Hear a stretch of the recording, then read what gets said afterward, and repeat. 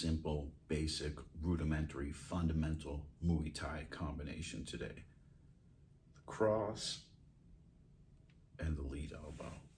Now in Muay Thai, first time I sparred a guy, Muay Thai, got kicked in the neck and my legs turned to water.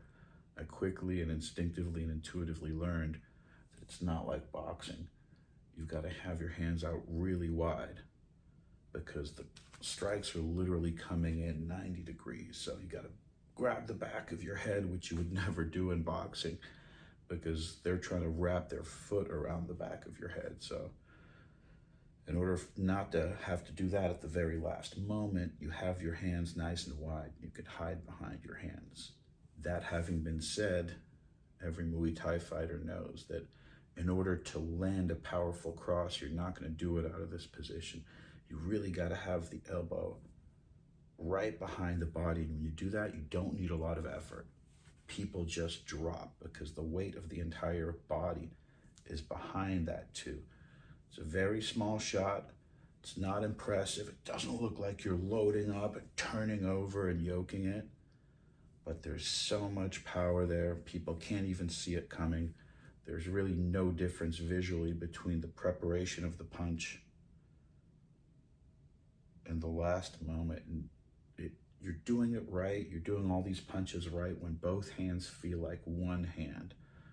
When this just feels like a sweater, this upper body, which is moving around the lower body, which is propelling everything. So as one hand moves, the core is pulling down and pulling back. This is all one unit. It's not like the arm is moving up and I'm pushing this arm out. This is all happening due to the rotation.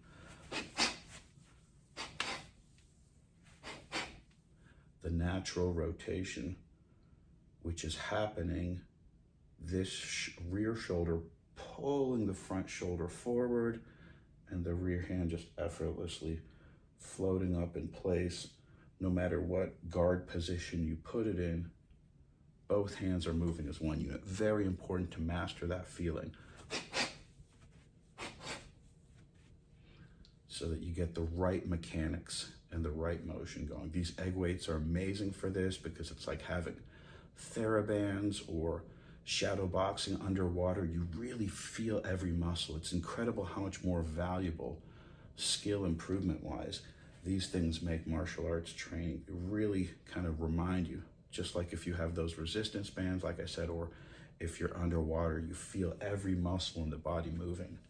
That little bit of resistance is actually a lot of resistance, which is why it's so hard to shadow box full force with these things. And I always say I don't recommend it. That yoking motion, that knockout power at the end, you want to practice that without these things. With these, you want to practice perfect motion, perfect positioning,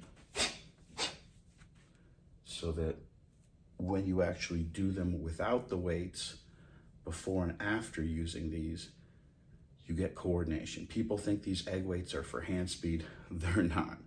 They're for not having fast hands. They're for having powerful hands, which are coordinated with the breath, with the body motion, with the energy, the kinetic force of the body.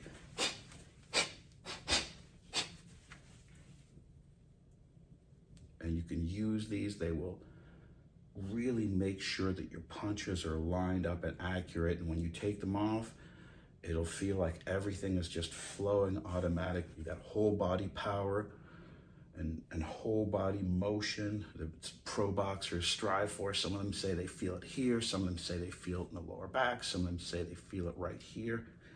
That kind of feeling of where the power is initiated from. One of my great kickboxing coaches used to always say, the hand doesn't move first. The stomach pulls back first. The waist moves first.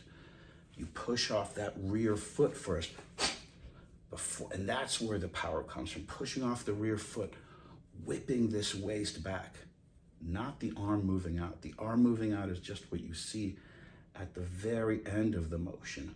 What comes before it is the whole body moving, the internal core moving the whole body, which is one unit.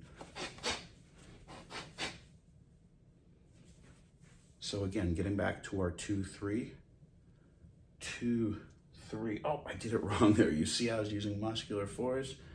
I wasn't trusting in these opposing muscles. I was rushing it, and the elbow is out here. Same thing as in karate. This is not the karate punch. That is no power. This is the karate punch. You see that subtle difference? With the elbow right behind the body.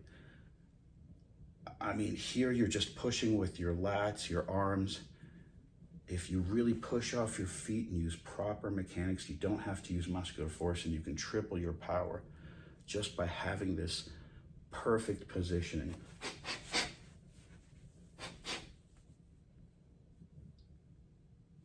Okay, guys, so make sure to practice that at home. We'll do it a little bit here without the egg weights.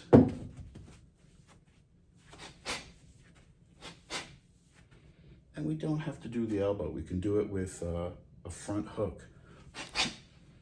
A long one, a short one, keeping our arm in this V position.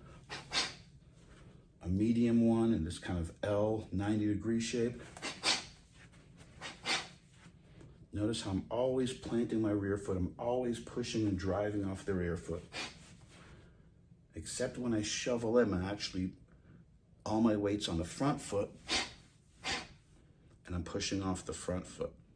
Or we can counter them like Freddie Roach taught us, or Andy Nance used to always say, wait till they come in, and then move back. So there's so many different ranges to the left hook, but one thing which is always consistent: the arm is not moving independent of the body. The whole body is moving as one unit.